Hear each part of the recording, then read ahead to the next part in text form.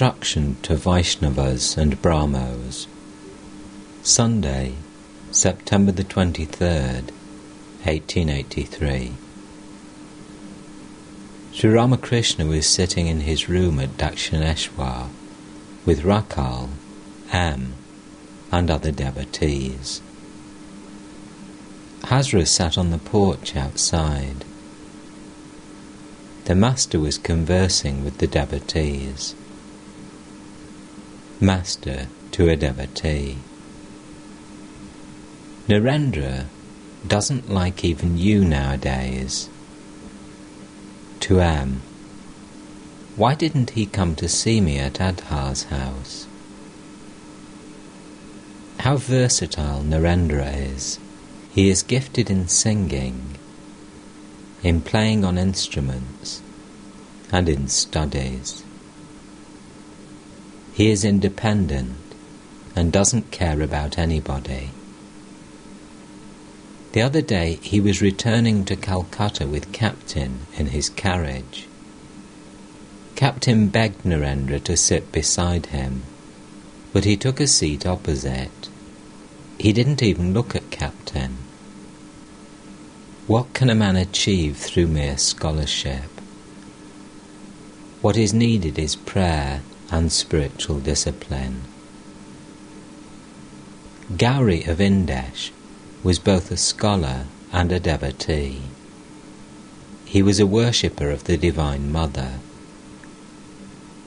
Now and then he would be overpowered with spiritual fervour. When he chanted a hymn to the Mother, the Pundits would seem like earthworms beside him. I too would be overcome with ecstasy.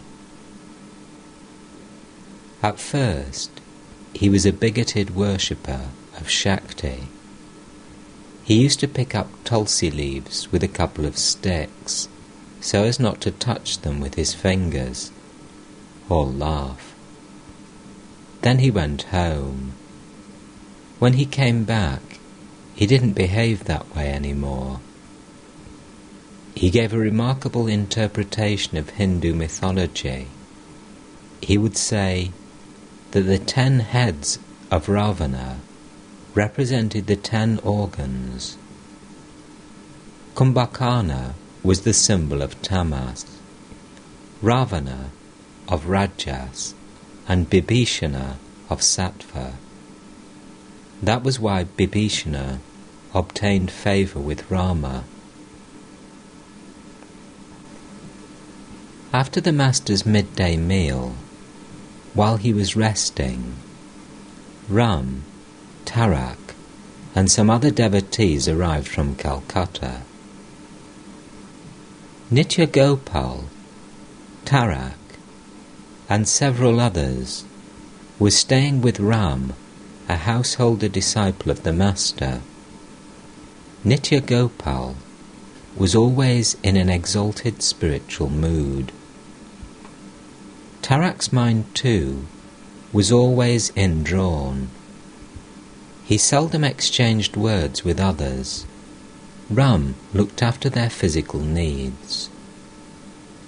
Rakal now and then spent a few days at Adhar's house. Ram to the Master: we have been taking lessons on the drum. Master to Ram: Nitya Gopal too. Ram: no sir, he plays a little.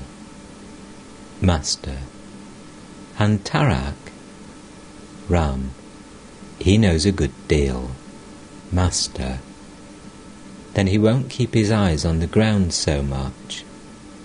If the mind is much directed to something else, it doesn't dwell deeply on God. Ram: I have been studying the drum only to accompany the kirtan. Master to M: I hear that you too are taking singing lessons. Is that so? M: no sir, I just open my mouth now and then. Master: have you practiced that song? O Mother, make me mad with thy love. If you have, please sing it. The song expresses my ideal perfectly.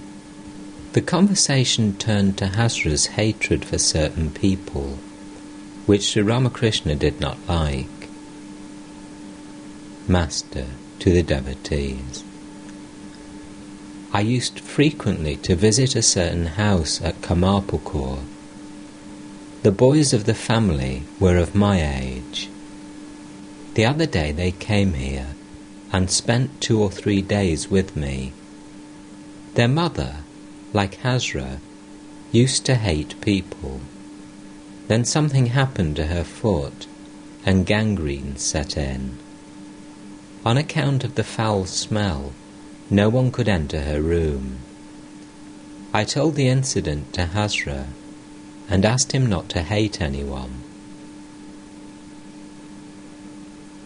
Toward evening, as Sri Ramakrishna was standing in the northwest corner of the courtyard, he went into Samadhi.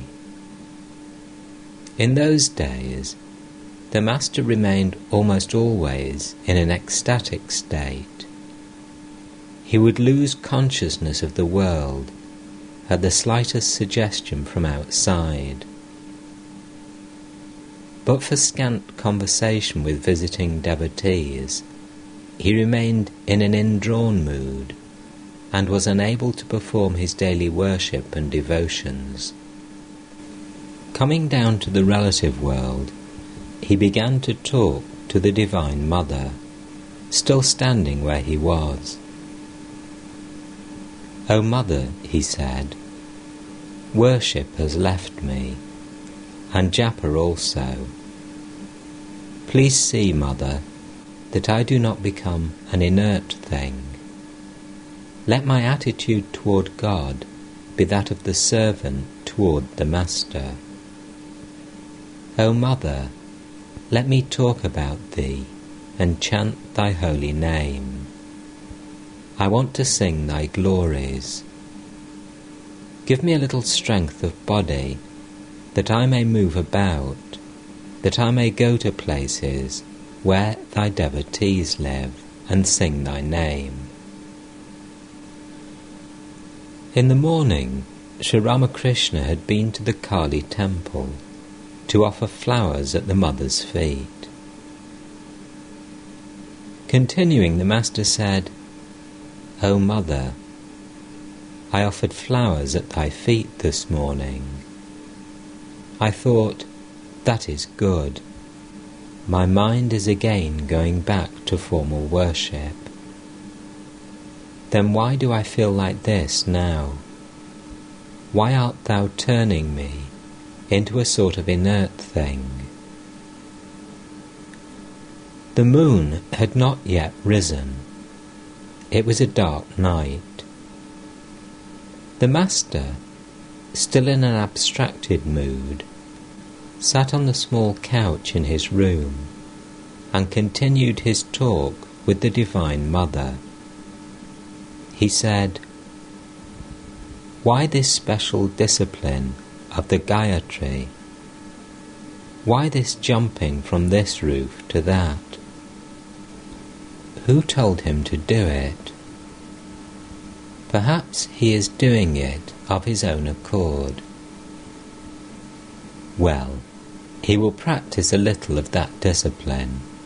The previous day, Sri Ramakrishna had discouraged Ishan about Vedic worship, saying that it was not suitable for the Kali Yuga. He had asked Ishan to worship God as the Divine Mother. The Master said to M, "Are these all my fancies, or are they real?" M remained silent with wonder at the Master's intimate relationship with the Divine Mother. He thought, she must be within us as well as without. Indeed, she must be very near us, or why should the Master speak to her in a whisper? Wednesday, September 26th, 1883. There were very few devotees with the Master, for most of them came on Sundays. Rakal and Latu were living with him the greater part of the time. Em arrived in the afternoon and found the Master seated on the small couch. The conversation turned to Narendra. Master to Em, have you seen Narendra lately? With a smile. He said of me, he still goes to the Kali temple, but he will not when he truly understands. His people are very much dissatisfied with him because he comes here now and then. The other day he came here in a hired carriage, and Surendra paid for it. Narendra's aunt almost had a row with Surendra about it.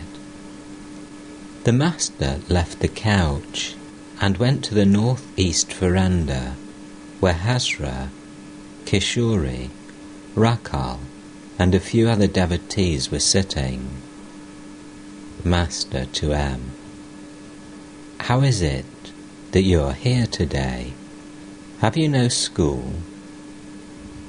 Em, our school closed today at 1:30. Master, why so early? Em, Vidyasagar visited the school. He owns the school, so the boys get a half holiday whenever he comes. Master, why doesn't Vidyasagar keep his word? If one who holds to truth and looks on woman as his mother does not realize God, then Tulsi is a liar. If a man holds to truth, he will certainly realize God.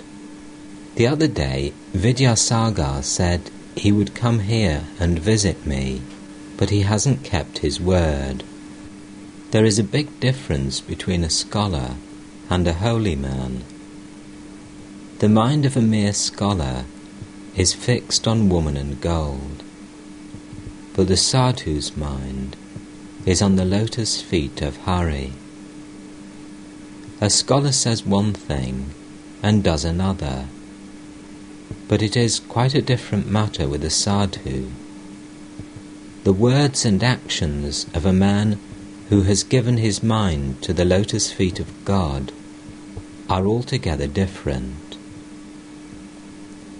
In Benares, I saw a young sannyasi who belonged to the sect of Nanak. He was the same age as you. He used to refer to me as the loving monk. His sect has a monastery in Benares. I was invited there one day. I found that the mohant was like a housewife. I asked him, what is the way? For the Kali Yuga, he said, the path of devotion as enjoined by Narada. He was reading a book.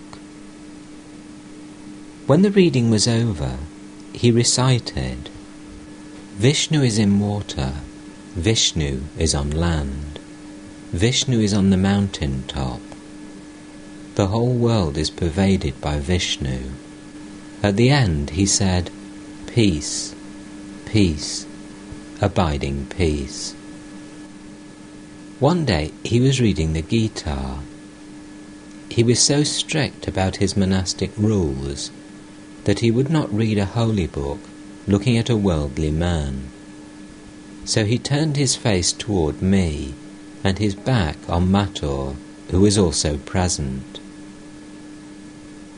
It was this holy man who told me of Narada's path of devotion as suited to the people of the Kali Yuga. M. Are not sadhus of his class followers of Vedanta? Master. Yes, they are, but they also accept the path of devotion. The fact is that in the Kali Yuga one cannot wholly follow the path laid down in the Vedas. Once a man said to me that he would perform the Purush Charana of the Gayatri.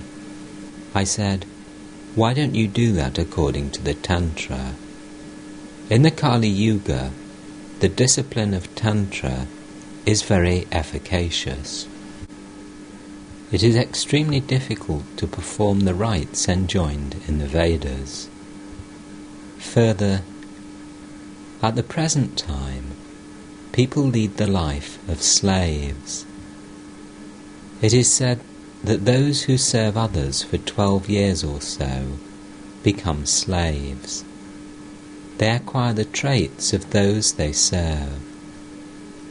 While serving their masters, they acquire the rajas, the tamas, the spirit of violence, the love of luxury, and the other traits of their masters. Not only do they serve their masters, but they also enjoy a pension after their term of service is over. Once a Vedantic monk came here. He used to dance at the sight of a cloud. He would go into an ecstasy of joy over a rainstorm. He would get very angry if anyone went near him when he meditated. One day I came to him while he was meditating, and that made him very cross. He discriminated constantly. Brahman alone is real, and the world is illusory. Since the appearance of diversity is due to Maya, he walked about with a prism from a chandelier in his hand. One sees different colours through the prism. In reality, there is no such thing as colour. Likewise, nothing exists in reality except Brahman. But there is an appearance of the manifold because of Maya, egoism. He would not look at an object more than once, lest he should be deluded by Maya and attachment. He would discriminate while taking his bath at the sight of birds flying in the sky. He knew grammar. He stayed here for 3 days. Once he heard the sound of a flute near the embankment, and said that a man who had realized Brahman would go into Samadhi at such a sound. While talking about the monk, the master showed his devotees the manners and movements of a Paramahamsa. The gait of a child, face beaming with laughter, eyes swimming in joy, and body completely naked. Then he again took his seat on the small couch and poured out his soul-enthralling words. Master to M. I learnt Vedanta from Nangtal. Brahman alone is real. The world is illusory. The magician performs his magic. He produces a mango tree, which even bears mangoes. But this is all sleight of hand. The magician alone is real. M. It seems that the whole of life is a long sleep.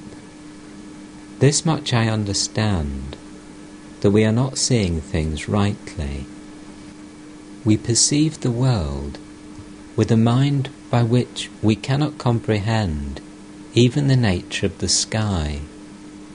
So how can our perceptions be correct? Master, there is another way of looking at it.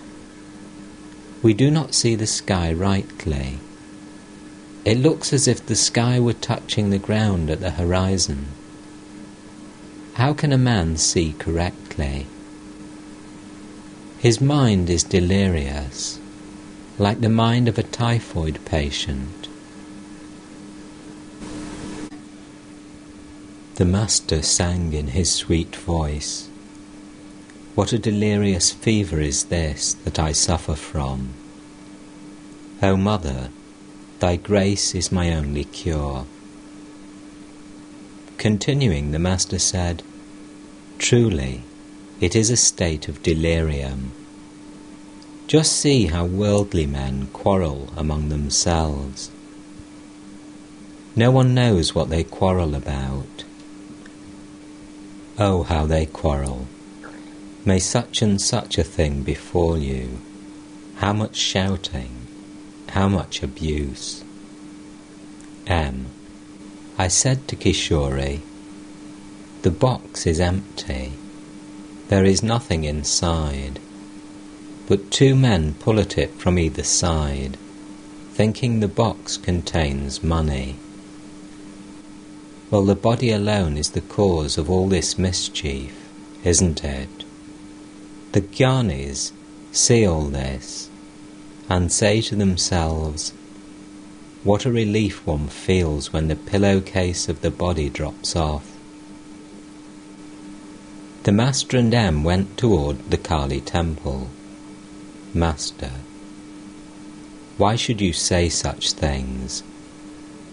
This world may be a framework of illusion, but it is also said that it is a mansion of mirth.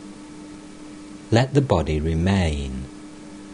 One can also turn this world into a mansion of mirth. M. But where is unbroken bliss in this world? Master. Yes, where is it? Sri Ramakrishna stood in front of the shrine of Kali and prostrated himself before the Divine Mother. M followed him. Then the Master sat on the lower floor in front of the shrine room, facing the blissful image, and leaned against a pillar of the Nath Mandir.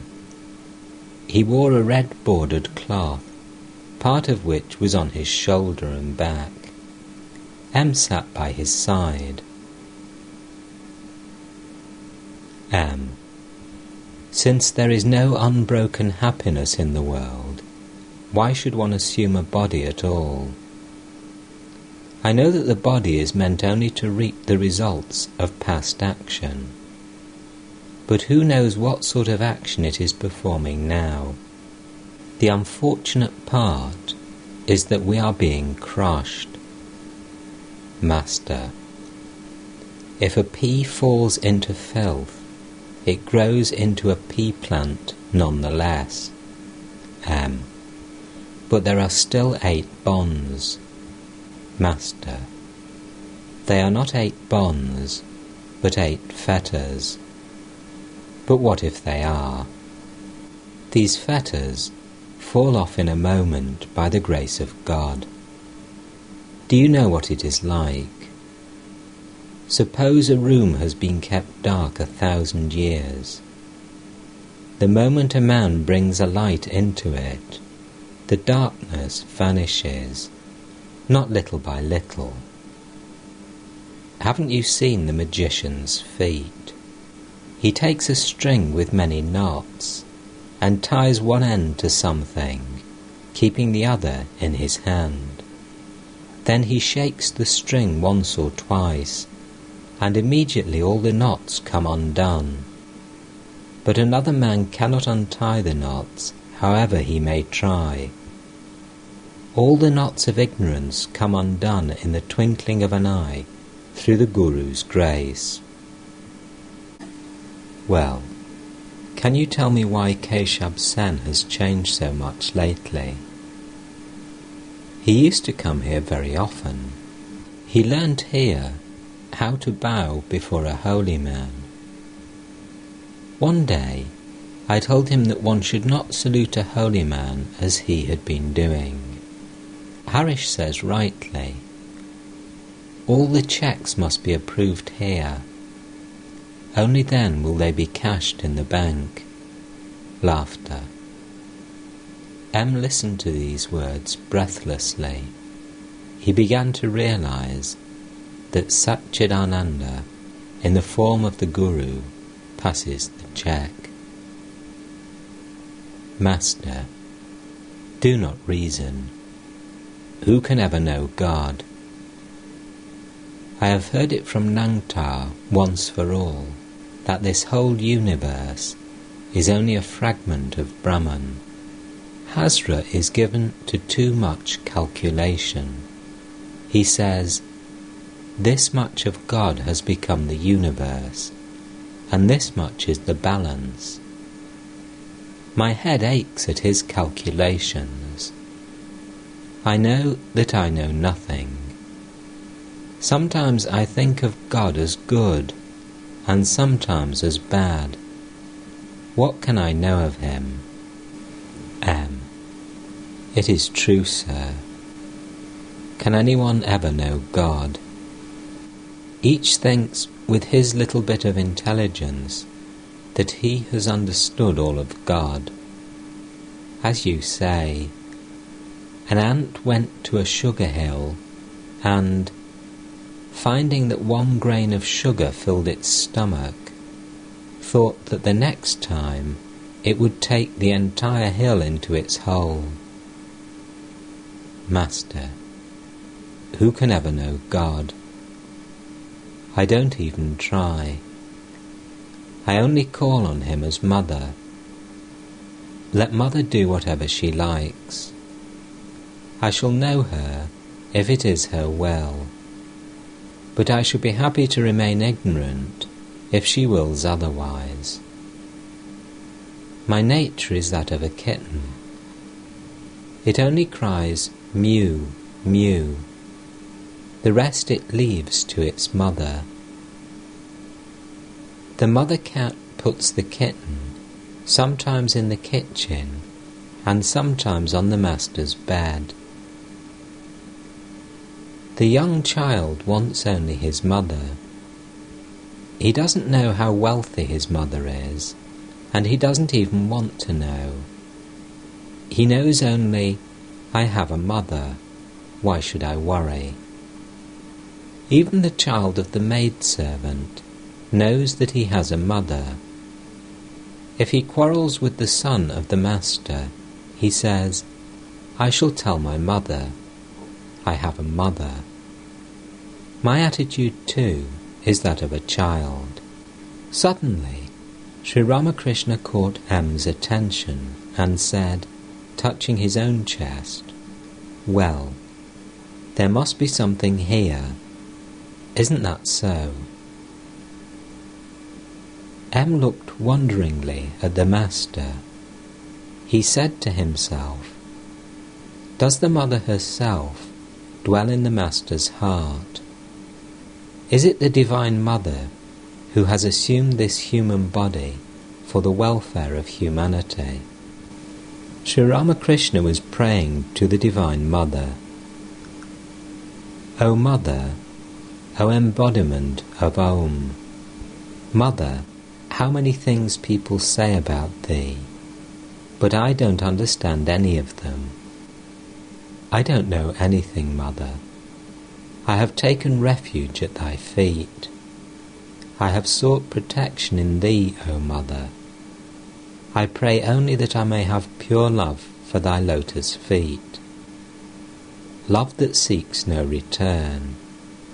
And Mother, do not delude me with thy world-bewitching Maya. I seek thy protection. I have taken refuge in thee. The evening worship in the temples was over. Sri Ramakrishna was again seated in his room with M. M had been visiting the Master for the past 2 years and had received his grace and blessings. He had been told that God was both with form and without form, that he assumed forms for the sake of his devotees. To the worshipper of the Formless God, the Master said, hold to your conviction, but remember that all is possible with God. He has form, and again he is formless. He can be many things more. Master to M. You have accepted an ideal, that of God without form. Isn't that so? M. Yes, sir. But I also believe what you say, that all is possible with God. It is quite possible for God to have forms. Master. Good. Remember further that, as consciousness, he pervades the entire universe of the living and non-living. M. I think of him as the consciousness in conscious beings. Master. Stick to that ideal now. There is no need of tearing down and changing one's attitude. You will gradually come to realize that the consciousness in conscious beings is the consciousness of God. He alone is consciousness. Let me ask you one thing. Do you feel attracted to money and treasures? M. No, sir. But I think of earning money in order to be free from anxiety, to be able to think of God without worry. Master. Oh, that's perfectly natural. M. Is it greed? I don't think so. Master. You're right. Otherwise, who will look after your children? What will become of them if you feel that you are not the doer? M. I have heard that one cannot attain knowledge as long as one has the consciousness of duty. Duty is like the scorching sun. Master, keep your present attitude. It will be different when the consciousness of duty drops away of itself. They remained silent a few minutes.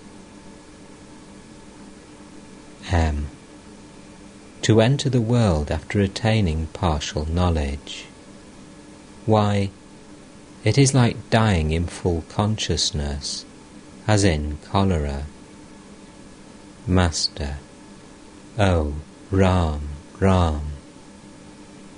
The idea in M's mind was that just as a cholera patient feels excruciating pain at the time of death because of retaining consciousness, so also a jnani with partial knowledge must feel extremely miserable leading the life of the world, which he knows to be illusory. M. People who are completely ignorant are like typhoid patients who remain unconscious at the time of death, and so do not feel the pain. Master, tell me, what does one attain through money? Jai Gopal Sen is such a wealthy man, but he complains that his children don't obey him. M. Is poverty the only painful thing in the world? There are the 6 passions besides, then disease and grief. Master. And also name and fame, the desire to win people's recognition.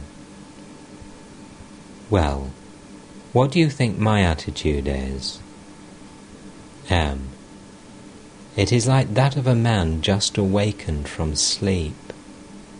He becomes aware of himself. You are always united with God. Master, do you ever dream of me? M. Yes, sir, many times. Master, how? Did you dream of me as giving you instruction? M remained silent. Master, If you ever see me instructing you, then know that it is Satchidananda himself that does so.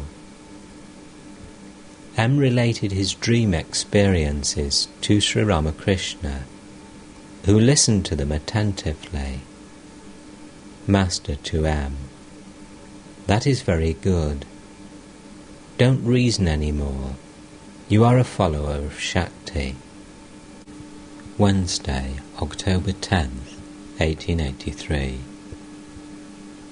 Adhar had invited the Master to come to his house on the occasion of the Durga Puja festival. It was the third day of the worship of the Divine Mother. When Sri Ramakrishna arrived at Adhar's house, he found Adhar's friend Sarada, Balaram's father, and Adhar's neighbours and relatives waiting for him. The Master went into the worship hall to see the evening worship. When it was over, he remained standing there in an abstracted mood and sang in praise of the Divine Mother. Out of my deep affliction, rescue me, O Redeemer. Terrified by the threats of the King of Death am I. Left to myself, I shall perish soon. Save me, O save me now, I pray. Mother of all the worlds, thou the support of mankind, thou the bewitcher of all, the mother of all that has life. Vrindavan's charming Radha art thou, dearest playmate of Braja's beloved, blissful comrade of Krishna, the wellspring of Krishna's Leela, child of Himalaya, best of the gopis, beloved of Govinda, sacred Ganga, giver of moksha, Shakti, the universe sings thy praise. Thou art the spouse of Shiva, the ever-blessed, the all. Sometimes thou takest form, and sometimes art absolute. Eternal beloved of Mahadeva, who can fathom thine infinite glories? The Master went to Adhar's drawing room on the second floor, and took a seat surrounded by the guests. Still in a mood of divine fervour, he said, "Gentlemen, I have eaten. Now go and enjoy the feast." Was the Master hinting that the Divine Mother had partaken of Adhar's offering? Did he identify himself with the Divine Mother, and therefore say, "I have eaten"? Then addressing the Divine Mother, he continued, "Shall I eat, O Mother, or will you eat? O Mother, the very embodiment of the wine of divine bliss." Did the Master look on himself as one with the Divine Mother?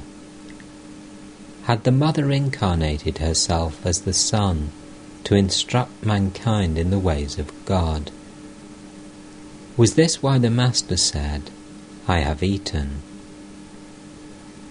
In that state of divine ecstasy, Sri Ramakrishna saw the 6 centres in his body, and the Divine Mother dwelling in them. He sang a song to that effect.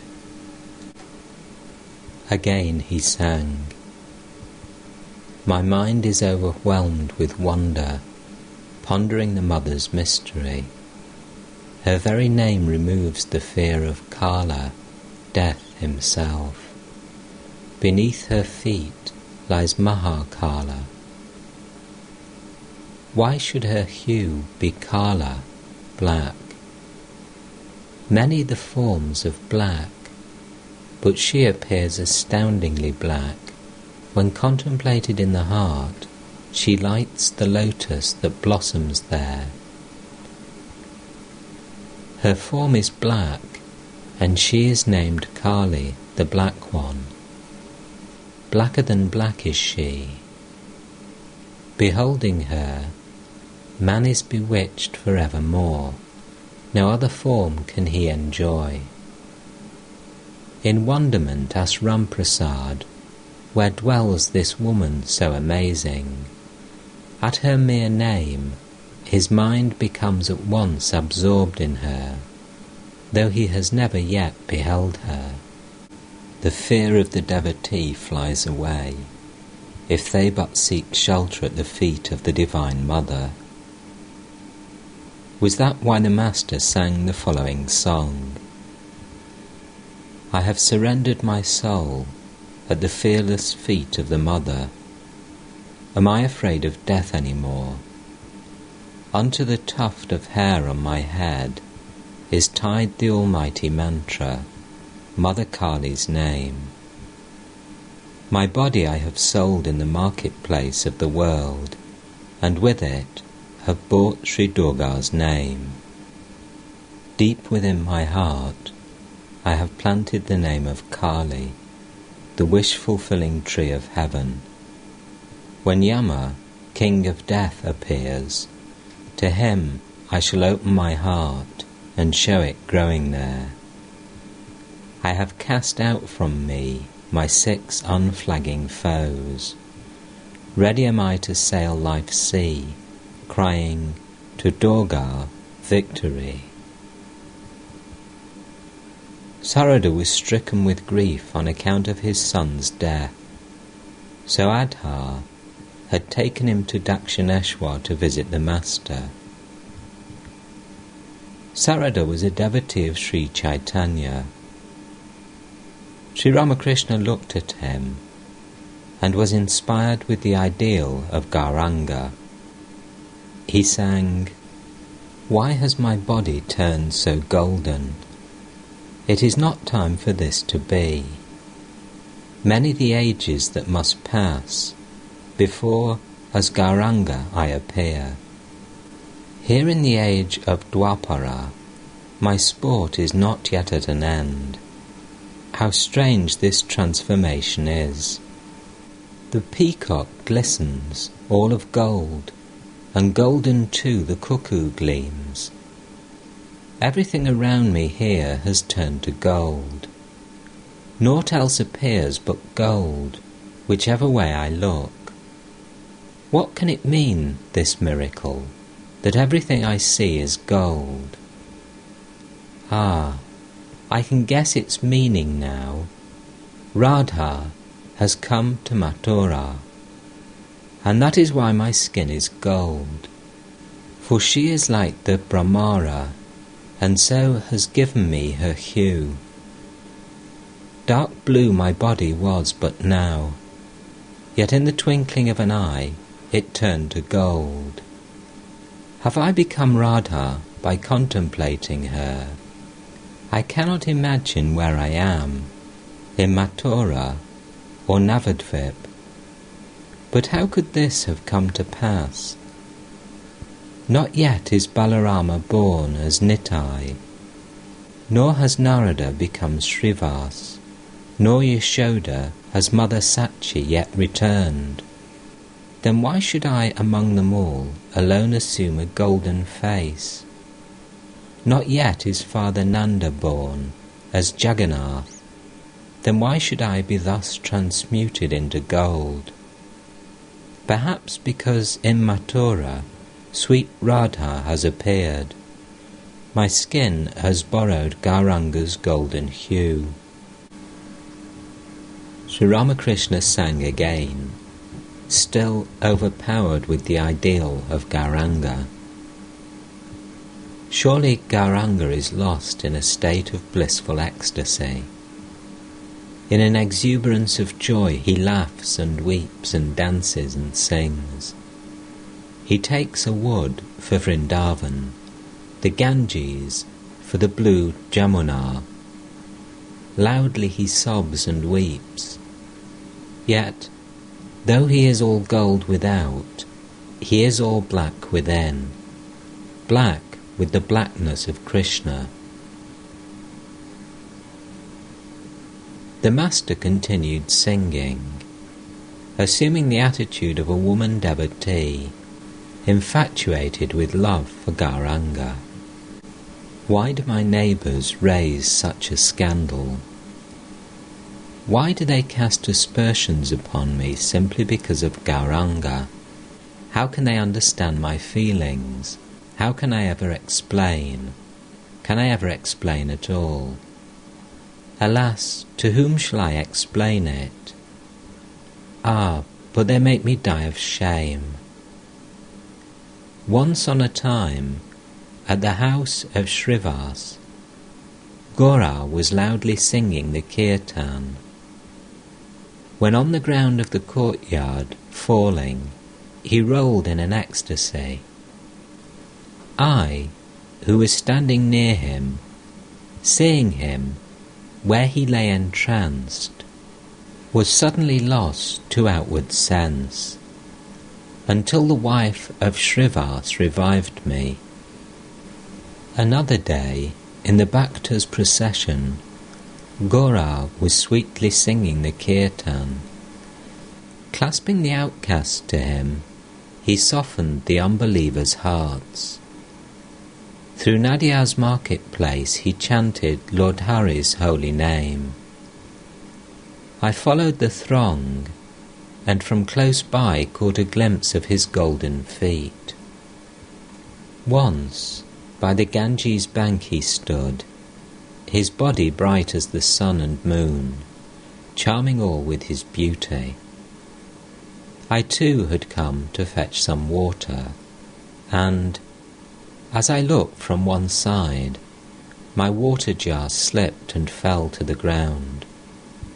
My sister-in-law, the gossip, saw me, and now she is spreading it everywhere. Balaram's father was a Vaishnava, hence the master also sang of the divine love of the gopis for their beloved Krishna. I have not found my Krishna, O friend, how cheerless my home without him. Ah, if Krishna could only be the hair upon my head, carefully I should braid it then, and deck it with bakul flowers. Carefully I should fashion the braids out of my Krishna hair. Krishna is black, and black is my hair. Black would be one with black. Ah, if Krishna could only be the ring I wear in my nose, always from my nose he would hang, and my two lips could touch him. But it can never be, alas. Why should I idly dream? Why should Krishna care at all to be the ring in my nose? Ah, if Krishna could only be the bracelets on my arms, always he would cling to my wrists, and proudly I should walk, shaking my bracelets to make them sound, shaking my arms to show them. Down the king's highway I should walk, wearing my Krishna bracelets. Balaram's father was a wealthy man, with estates in different parts of Orissa. An orthodox member of the Vaishnava sect, he had built temples and arranged for distribution of food to the pilgrims at various holy places. He had been spending the last years of his life in Vrindavan. The Vaishnavas, for the most part, are bigoted in their religious views. Some of them harbour malicious feelings towards the followers of the Tantra and Vedanta. But Sri Ramakrishna never encouraged such a narrow outlook. According to his teachings, through earnestness and yearning, all lovers of God will ultimately reach the same goal. The Master began the conversation in order to broaden the religious views of Balaram's father. Master to M. Once I thought, why should I be one-sided? Therefore, I was initiated into Vaishnavism in Vrindavan and took the garb of a Vaishnava monk. I spent 3 days practicing the Vaishnava discipline. Again, at Dakshineshwar, I was initiated into the mystery of Rama worship. I painted my forehead with a long mark and put on a string with a diamond round my neck. But after a few days I gave them up. A certain man had a tub. People would come to him to have their clothes dyed. The tub contained a solution of dye. Whatever colour a man wanted for his cloth, he would get by dipping the cloth in the tub. One man was amazed to see this, and said to the dyer, "Please give me the dye you have in your tub." Was the master hinting that people professing different religions would come to him and have their spiritual consciousness awakened according to their own ideals? Master to Balaram's father: Don't read books anymore, but you may read books on devotion, such as the life of Chaitanya. The whole thing is to love God and taste His sweetness. He is sweetness, and the devotee is its enjoyer. The devotee drinks the sweet bliss of God. Further, God is the lotus, and the devotee the bee. The devotee sips the honey of the lotus. As a devotee cannot live without God, so also God cannot live without his devotee. Then the devotee becomes the sweetness, and God its enjoyer. The devotee becomes the lotus, and God the bee. It is the Godhead that has become these two in order to enjoy its own bliss. That is the significance of the episode of Radha and Krishna. At the beginning of spiritual life, the devotee should observe such rites as pilgrimage, putting a string of beads around his neck, and so forth. But outward ceremonies gradually drop off as he attains the goal, the vision of God. Then his only activity is the repetition of God's name and contemplation and meditation on Him. The pennies equivalent to 16 rupees make a great heap, but 16 silver coins do not look like such a big amount. Again, the quantity becomes much smaller when you change the 16 rupees into 1 gold mahor. And if you change the gold into a tiny piece of diamond, people hardly notice it. Orthodox Vaishnavas insist on the outer insignia of religion. They criticize any devotee who does not wear these marks. Was that why the Master said that after the vision of God, a devotee becomes indifferent to outer marks, giving up formal worship when the goal of spiritual life is attained? Master to Balaram's father: The Kathabhajas group the devotees into 4 classes: the Pravartaka, the Sadhaka, the Siddha, and the Siddha of the Siddha. The Pravartaka, the beginner, puts the mark of religion on his forehead, wears a string of beads around his neck, and observes the outer conventions. The Sadhaka, the struggling devotee, does not care so much for elaborate rites. An example of this class is the Baul. The Siddha, the perfect, firmly believes that God exists.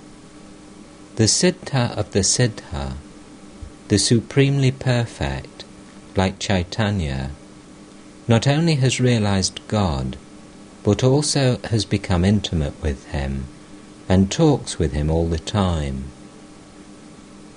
This is the last limit of realization. There are many kinds of spiritual aspirants. Those endowed with sattva perform their spiritual practices secretly. They look like ordinary people, but they meditate inside the mosquito net.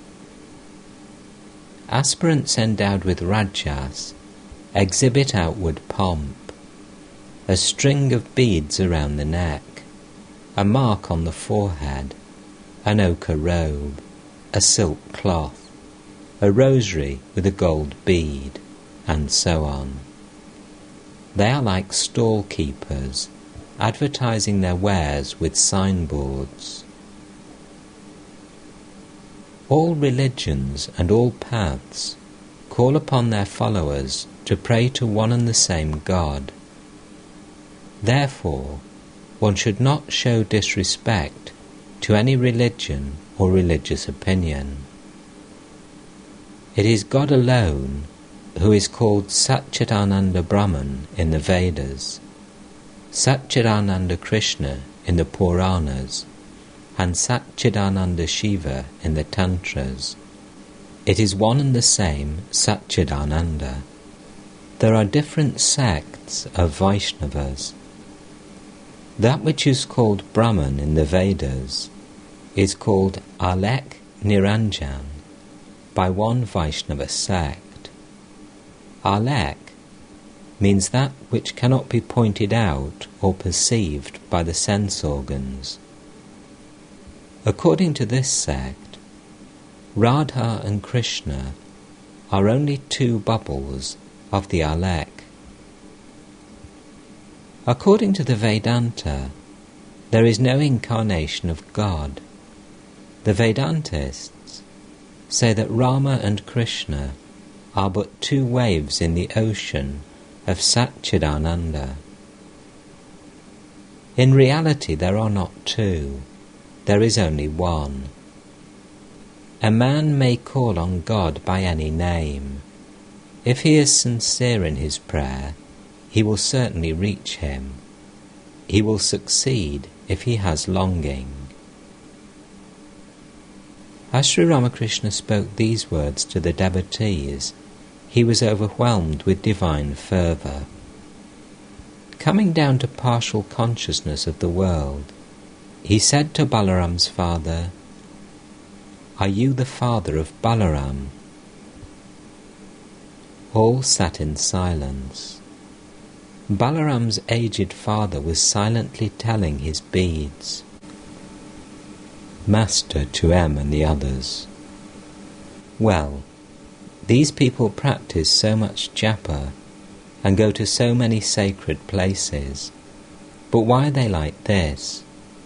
Why do they make no progress? In their case, it seems as if the year consists of 18 months. Once I said to Harish, "What is the use of going to Benares if one does not feel restlessness for God? And if one feels that longing, then this very place is Benares. They make so many pilgrimages and repeat the name of God so much, but why do they not realize anything? It is because they have no longing for God. God reveals himself to the devotee if only he calls upon him with a longing heart." At the beginning of the yatra performance, much light-hearted restlessness is to be observed on the stage. At that time, one does not see Krishna. Next, the sage Narada enters with his flute and sings longingly, "O Govinda, O my life, O my soul." Then Krishna can no longer remain away and appears with the cowherd boys. Tuesday, October the 16th, 1883. Sri Ramakrishna was in his room with Rakal, Balaram's father, Benipal, M, Mani Malik, Ishan, Kishori, and other devotees. Master. Liberal-minded devotees accept all the forms of God, Krishna, Kali, Shiva, Rama, and so on. Balaram's father. Yes, sir. It is like a woman's recognizing her husband, whatever clothes he wears. Master. But again, there is a thing called nishtha, single-minded devotion. When the gopis went to Mathura, they saw Krishna with a turban on his head. At this they pulled down their veils and said, "Who is this man? Where is our Krishna, with the peacock feather on his crest and the yellow cloth on his body?" Hanuman also had that unswerving devotion. He came to Dwaraka in the cycle of Dvapara. Krishna said to Rukmini, his queen, "Hanuman will not be satisfied unless he sees the form of Rama." So to please Hanuman, Krishna assumed the form of Rama. But my dear sir, I am in a peculiar state of mind. My mind constantly descends from the absolute to the relative, and again ascends from the relative to the absolute. The attainment of the absolute is called the knowledge of Brahman, but it is extremely difficult to acquire. A man cannot acquire the knowledge of Brahman unless he completely rids himself of his attachment to the world. When the Divine Mother was born as the daughter of King Himalaya, she showed her various forms to her father. The king said, "I want to see Brahman." Thereupon the Divine Mother said, "Father, if that is your desire, then you must seek the company of holy men. You must go into solitude away from the world, and now and then live in holy company." The manifold has come from the one alone, the relative from the absolute. There is a state of consciousness where the many disappears, and the one as well. For the many must exist as long as the one exists. Brahman is without comparison. It is impossible to explain Brahman by analogy. It is between light and darkness. It is light, but not the light that we perceive, not material light. Balaram's father. That is true, sir. Master. As long as you do not feel that God is the Master, you must come back to the world. You must be born again and again. There will be no rebirth when you can truly say, "O God, Thou art the Master." As long as you cannot say, "O Lord, Thou alone art real," you will not be released from the life of the world. This going and coming, this rebirth is inevitable. There will be no liberation. Further, what can you achieve by saying, "It is mine"? The manager of an estate may say, "This is our garden. These are our couches and furniture." But when he is dismissed by the master, he hasn't the right to take away even a chest of worthless mango wood given to him for his use. The feeling of I and mine has covered the reality. Because of this, we do not see truth. Attainment of Chaitanya, divine consciousness, is not possible without the knowledge of Advaita, non-duality. After realizing Chaitanya, one enjoys Nityananda, eternal bliss. One enjoys this bliss after attaining the state of a Paramahamsa. Vedanta does not recognize the incarnation of God. According to it, Chaitanya Deva is only a bubble of the non-dual Brahman. Do you know what the vision of divine consciousness is like?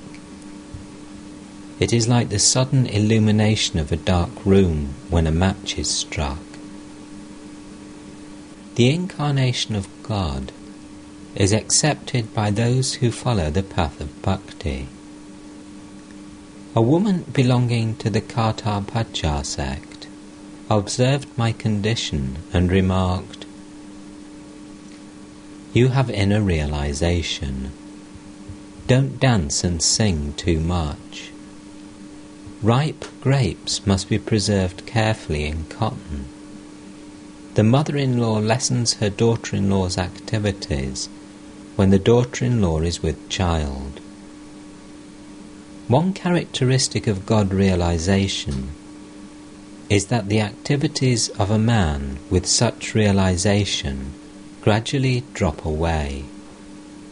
Inside this man, meaning Sri Ramakrishna, is the real jewel.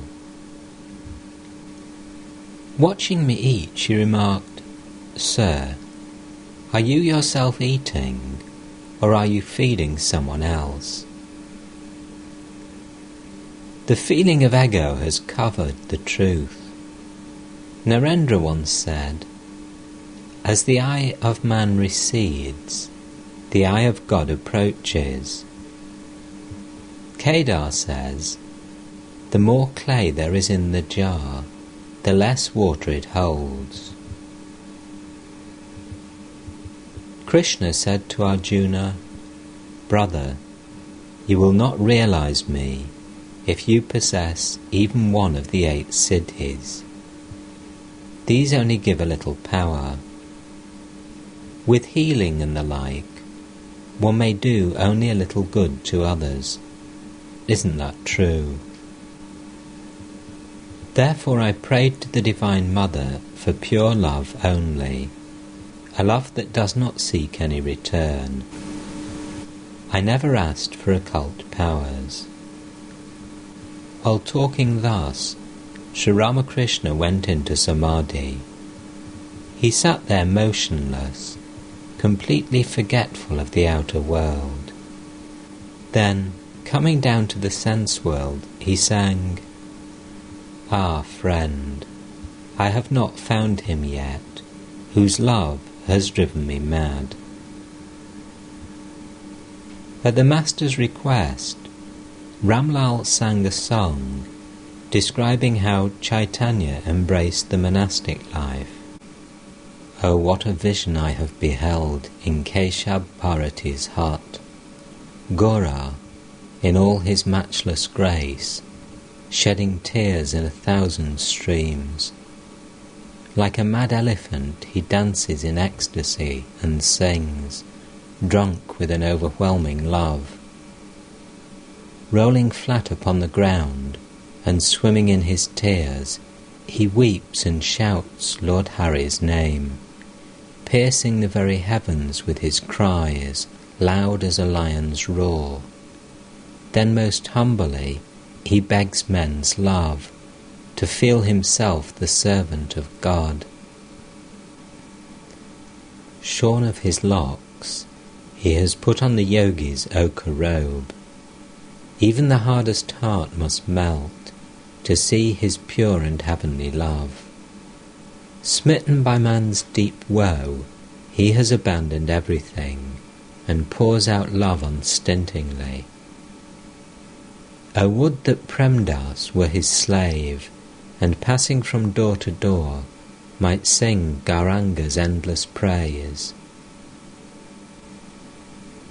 The Master asked Mani Malik to quote the words of Tulsidas to the effect that one who has developed love of God could not observe caste distinctions. Mani. The throat of the chatak bird is pierced with thirst.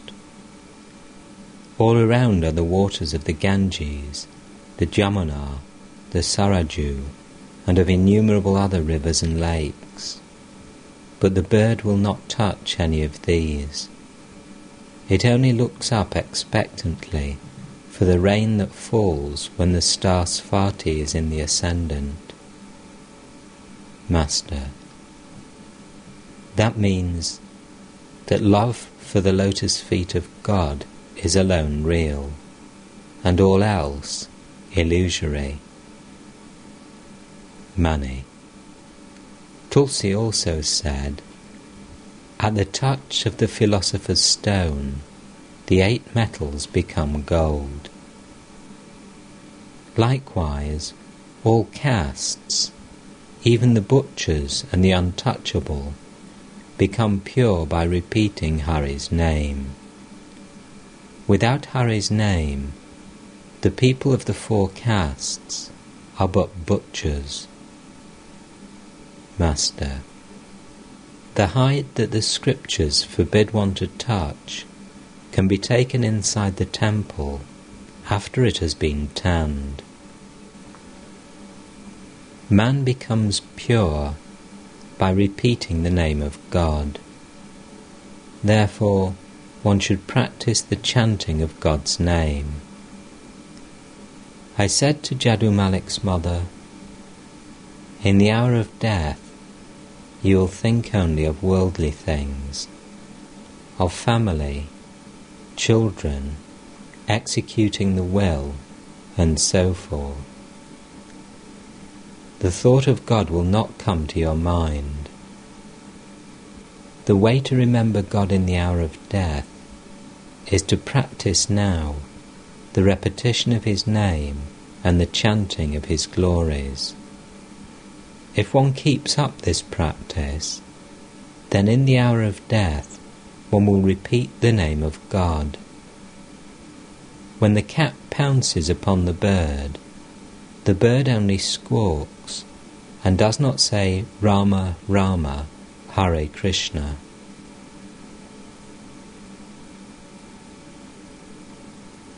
It is good to prepare for death. One should constantly think of God and chant His name in solitude during the last years of one's life.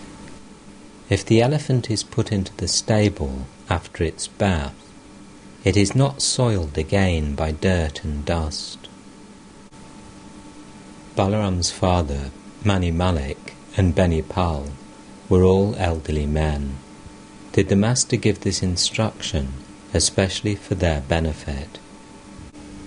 Master, why do I ask you to think of God and chant His name in solitude? Living in the world day and night, one suffers from worries. Haven't you noticed brother killing brother for a foot of land? The Sikhs said to me, the cause of all worry and confusion is these 3, land, woman, and money. You are leading a householder's life. Why should you be afraid of the world? When Rama said to Dasharatha that he was going to renounce the world, it worried his father, and the king sought counsel of Vasistha.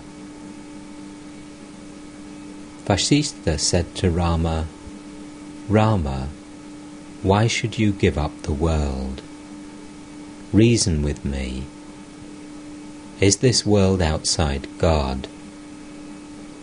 What is there to renounce, and what is there to accept? Nothing whatever exists but God. It is Brahman alone that appears as Ishvara, Maya, living beings, and the universe. Balaram's father: It is very difficult, sir. Master: The aspirant, while practicing spiritual discipline, looks upon the world as a framework of illusion. Again, after the attainment of knowledge, the vision of God, this very world becomes to him a mansion of mirth. It is written in the books of the Vaishnavas, God can be attained through faith alone. Reasoning pushes him far away. Faith alone. What faith Krishna Kishore had! At Vrindavan, a low-caste man drew water for him from a well. Krishna Kishore said to him, "Repeat the name of Shiva." After the man had repeated the name of Shiva, Krishna Kishore unhesitatingly drank the water. He used to say, if a man chants the name of God, does he need to spend money anymore for the atonement of his sins? How foolish. He was amazed to see people worshipping God with the sacred tulsi leaf in order to get rid of their illnesses. At the bathing ghat here, he said to us, "Please bless me, that I may pass my days repeating Rama's holy name." Whenever I went to his house, he would dance with joy at the sight of me. Rama said to Lakshmana, "Brother, whenever you find people singing and dancing in the ecstasy of divine love, know for certain that I am there." Chaitanya is an example of such ecstatic love. He laughed and wept and danced and sang in divine ecstasy. He was an incarnation. God incarnated himself through Chaitanya. Sri Ramakrishna sang a song describing the divine love of Chaitanya. Then Balaram's father, Mani Malik, Benipal, and several other devotees took leave of the Master. In the evening, devotees from Kansaritola, Calcutta, arrived. The Master danced and sang with them in a state of divine fervour. After dancing, he went into a spiritual mood and said, "I shall go part of the way myself." Kishori came forward to massage his feet, but the Master did not allow anyone to touch him. Ishan arrived. The Master was seated, still in a spiritual mood. After a while he became engaged in talk with Ishan. It was Ishan's desire to practice the Purushcharana of the Gayatri. Master to Ishan: "Follow your own intuition. I hope there is no more doubt in your mind. Is there any? The path of the Vedas is not meant for the Kali Yuga. The path of Tantra is efficacious." Ishan: "I have almost resolved to perform an atonement ceremony." Master: "Do you mean to say that one cannot follow the path of Tantra? That which is Brahman is also Shakti, Kali."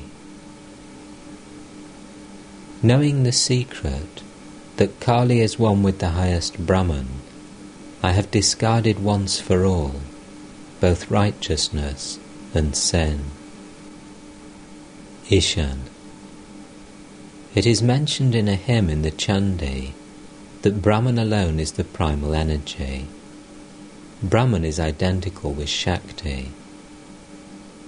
Master: "It will not do simply to express that idea in words. Only when you assimilate it will all be well with you."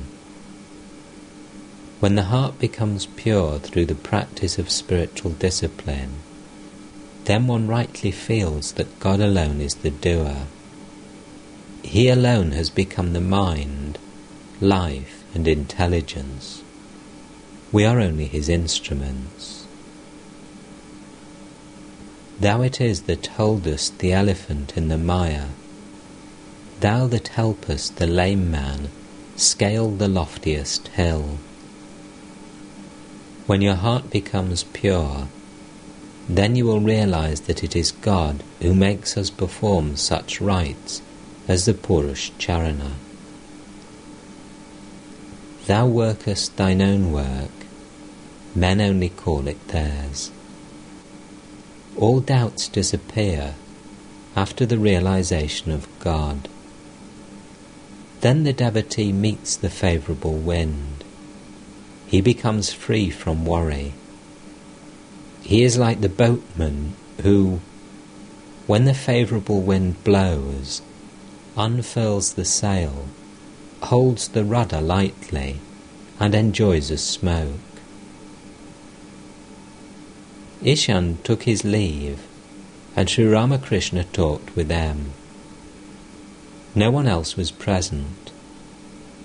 He asked M what he thought of Narendra, Rakal, Adhar and Hazra, and whether they were guileless. And, asked the Master, what do you think of me? M said, you're simple and at the same time deep. It is extremely difficult to understand you. Sri Ramakrishna laughed. November 26th, 1883. It was the day of the annual festival of the Sinduriyapati Brahmo Samaj. The ceremony was to be performed in Mani Malik's house. The worship hall was beautifully decorated with flowers, wreaths and evergreens, and many devotees were assembled, eagerly awaiting the worship. Their enthusiasm had been greatly heightened by the news that Sri Ramakrishna was going to grace the occasion with his presence. Keshab, Vijay, Shivanath, and other leaders of the Brahmo Samaj held him in high respect. His God-intoxicated state of mind, his intense love of spiritual life, his burning faith, his intimate communion with God, and his respect for women, whom he regarded as veritable manifestations of the Divine Mother, together with the unsullied purity of his character, his complete renunciation of worldly talk, his love and respect for all religious faiths, and his eagerness to meet devotees of all creeds, attracted the members of the Brahmo Samaj to him. Devotees came that day from far-off places to join the festival, for it would give them a chance to get a glimpse of the Master and listen to his inspiring talk.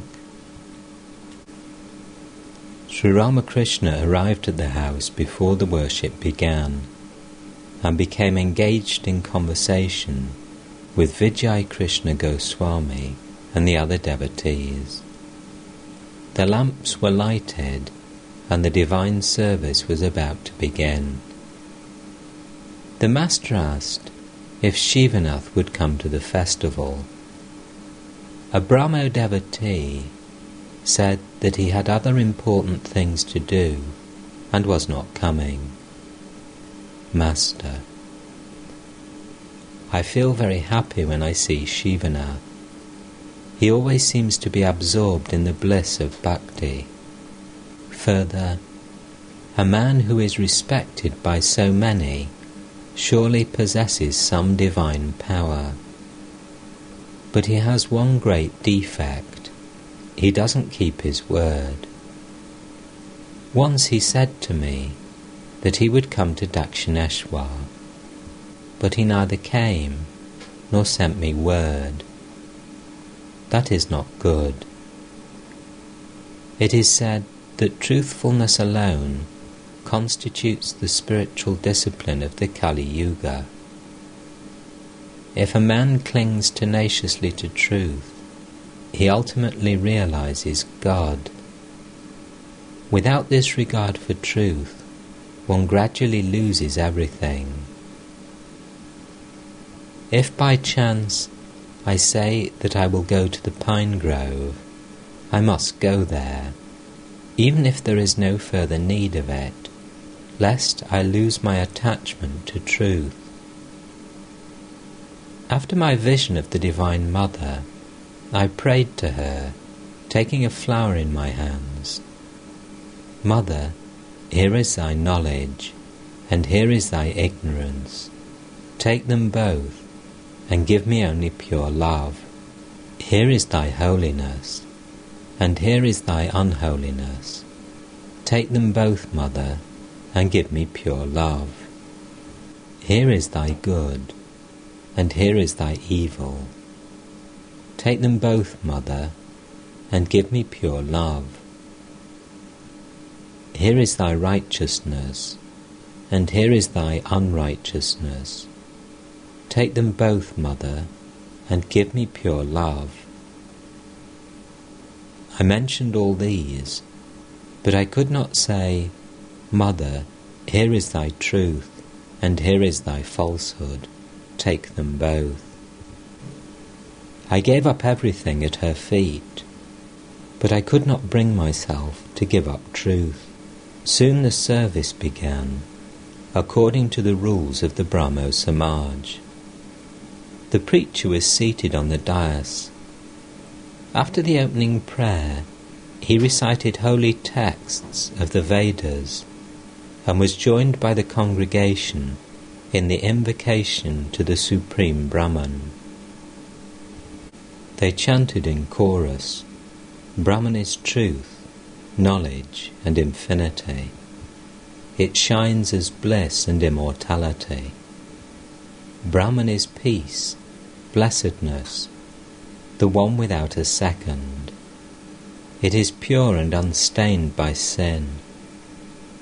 The minds of the devotees were stilled, and they closed their eyes in meditation. The master went into deep samadhi. He sat there transfixed and speechless. After some time he opened his eyes, looked around, and suddenly stood up with the words, Brahma, Brahma, on his lips. Soon the devotional music began, accompanied by drums and cymbals. In a state of divine fervour, the master began to dance with the devotees. Vijay and the other Brahmos danced around him.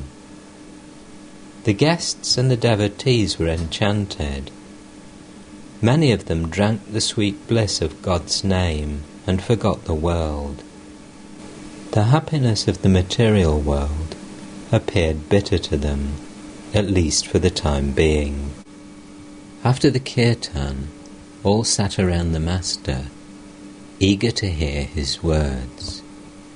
Master, it is difficult to lead the life of a householder in a spirit of detachment. Once Pratap said to me, Sir, we follow the example of King Janaka. He led the life of a householder in a detached spirit. We shall follow him. I said to him, can one be like King Janaka by merely wishing it?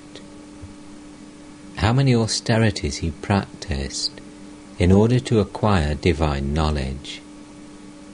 He practiced the most intense form of asceticism for many years, and only then returned to the life of the world. Is there then no hope for householders? Certainly there is. They must practice spiritual discipline in solitude for some days. Thus they will acquire knowledge and devotion. Then it will not hurt them to lead the life of the world. But when you practice discipline in solitude, keep yourself entirely away from your family. You must not allow your wife, son, daughter, mother, father, sister, brother, friends or relatives near you. While thus practicing discipline in solitude, you should think, I have no one else in the world. God is my all. You must also pray to Him with tears in your eyes for knowledge and devotion. If you ask me how long you should live in solitude away from your family, I should say that it would be good for you if you could spend even one day in such a manner. 3 days at a time are still better. One may live in solitude for 12 days, a month, 3 months, or a year, according to one's convenience and ability. One hasn't much to fear if one leads the life of a householder after attaining knowledge and devotion. If you break a jackfruit after rubbing your hands with oil, then its sticky milk will not smear your hands. While playing the game of hide and seek, you are safe if you but once touch the granny. Be turned into gold by touching the philosopher's stone. After that, you may remain buried underground 1,000 years. When you're taken out, you will still be gold. The mind is like milk. If you keep the mind in the world, which is like water, then the milk and water will get mixed. That is why people keep milk in a quiet place and let it set into curd, and then churn butter from it. Likewise, through spiritual discipline practiced in solitude, churn the butter of knowledge and devotion from the milk of the mind. Then that butter can easily be kept in the water of the world. It will not get mixed with the world. The mind will float, detached on the water of the world. Vijay had just returned from Gaya, where he had spent a long time in solitude and holy company. He had put on the ochre robe of a monk and was in an exalted state of mind, always indrawn. He was sitting before the Master with his head bent down, as if absorbed in some deep thought. Casting his benign glance on Vijay, the Master said, Vijay, have you found your room? Let me tell you a parable. Once 2 holy men, in the course of their wanderings, entered a city. One of them, with wandering eyes and mouth agape, was looking at the marketplace, the stalls and the buildings, when he met his companion. The latter said, You seem to be filled with wonder at the city. Where is your baggage?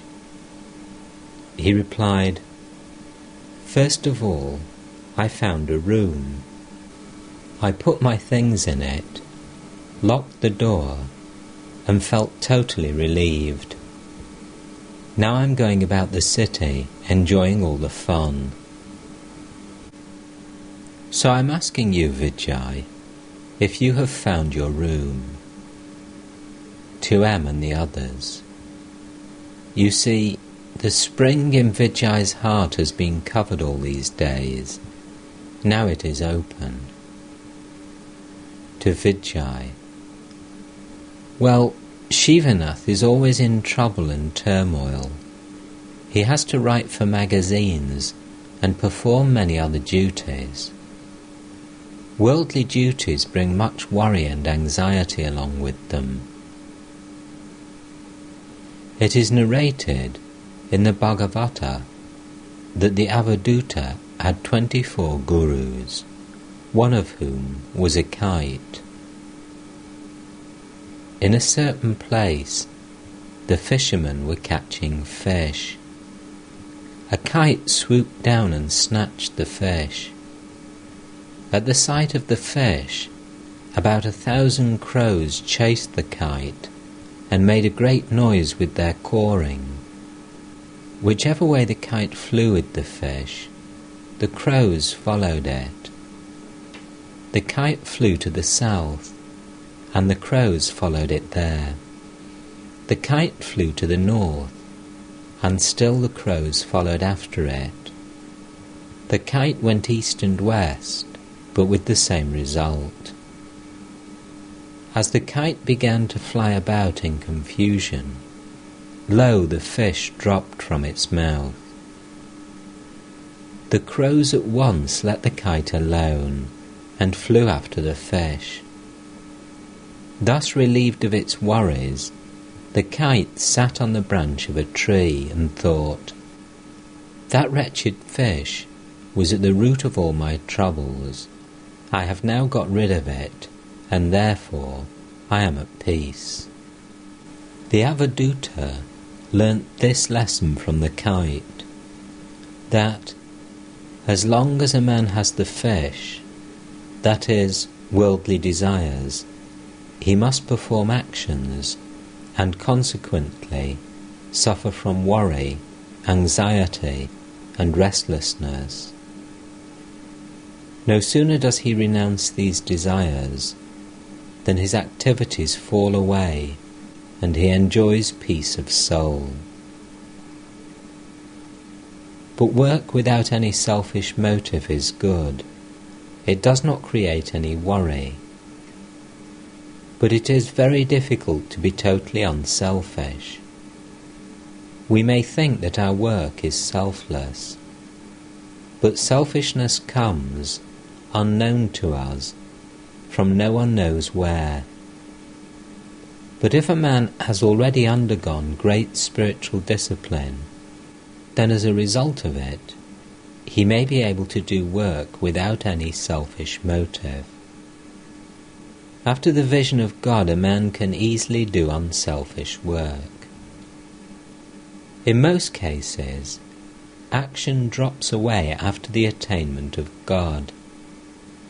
Only a few, like Narendra, work to bring light to mankind.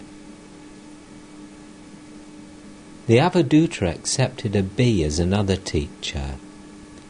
Bees accumulate their honey by days of hard labour, but they cannot enjoy their honey, for a man soon breaks the comb and takes it away. The Avadhuta learnt this lesson from the bees, that one should not lay things up. Sadhus should depend 100% on God. They must not gather for the morrow. But this does not apply to the householder. He must bring up his family. Therefore it is necessary for him to provide. Birds and monks do not hoard. Yet birds also hoard after their chicks are hatched. They collect food in their beaks for their young ones. Let me tell you one thing, Vijay. Don't trust a sadhu. If he keeps bag and baggage with him, and a bundle of clothes with many knots. I've seen such sadhus under the banyan tree in the Panchavati. 2 or 3 of them were seated there. One was picking over lentils, some were sewing their clothes, and all were gossiping about the feast they had enjoyed in a rich man's house. They said amongst themselves, "That rich man spent 100,000 rupees on a feast, and fed the sadhus sumptuously with cake, sweets, and many such delicious things." All laugh. Vijay, it is true, sir. I have seen such sadhus at Gaya. They are called the Lotawala sadhus of Gaya. Master to Vijay. When love of God is awakened, work drops away of itself.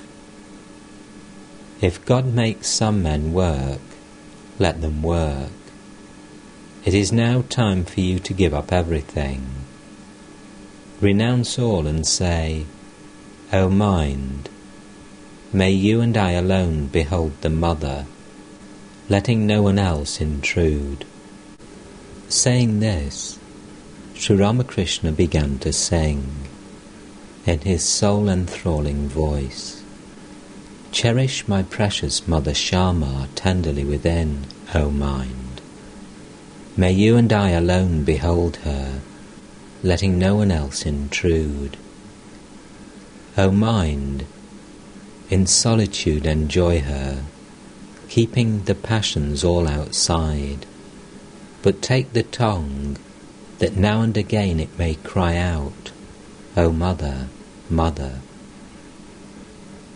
Suffer no breath of base desire to enter and approach us there, but bid true knowledge stand on guard, alert and watchful evermore. The Master said to Vijay, Surrender yourself completely to God, and set aside all such things as fear and shame. Give up such feelings as, what will people think of me if I dance in the ecstasy of God's holy name?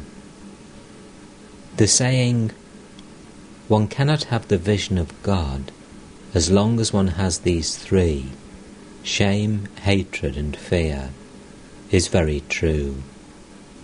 Shame, hatred, fear, caste, pride, secretiveness and the like are so many bonds. Man is free when he is liberated from all these. When bound by ties, one is Jiva, and when free from ties, one is Shiva.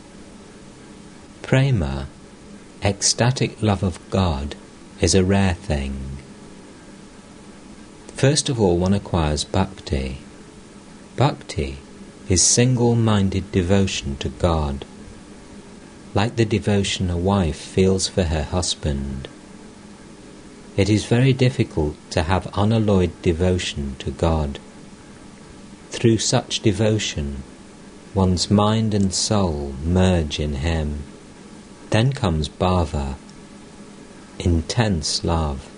Through bhava, a man becomes speechless. His nerve currents are stilled. Kumbhaka comes by itself. It is like the case of a man whose breath and speech stop when he fires a gun. But prema, ecstatic love, is an extremely rare thing. Chaitanya had that love.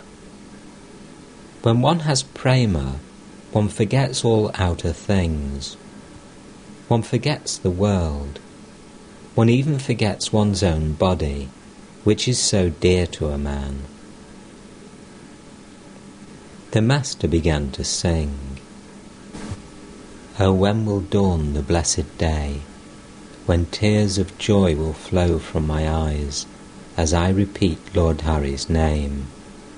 Oh, when will dawn the blessed day, when all my craving for the world will vanish straight away from my heart, and with the thrill of His holy name, all of my hair will stand on end.